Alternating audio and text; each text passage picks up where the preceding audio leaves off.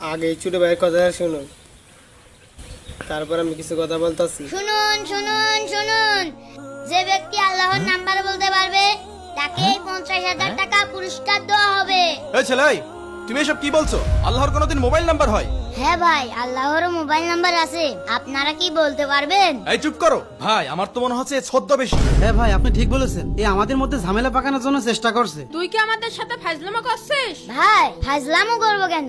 আল্লাহর নাম্বার সত্যি আছে, আপনারা মোবাইলে তুলুন, আমি বলছি। আচ্ছা ঠিক আছে, বল। 4 4 12 12 8 8 7 7 17। 17। কি রে, ফোনই তো ঢুকছে না। ভাই আপনারা মনে হয় বুঝতে পারেননি। বলুন তো, মানুষ আল্লাহর সব থেকে কাছে কখন যায়? নামাজের সময় যাই। ভাই 4 মানে ফজরের 4 রাকাত, 12 মানে জোহরের 12 রাকাত, 8 মানে আসরের 8 রাকাত, 7 মানে মাগরিবের 7 রাকাত, আর 17 মানে ইশার 17 রাকাত। এর মাধ্যমে আল্লাহর সাথে যোগাযোগ করতে পারবেন।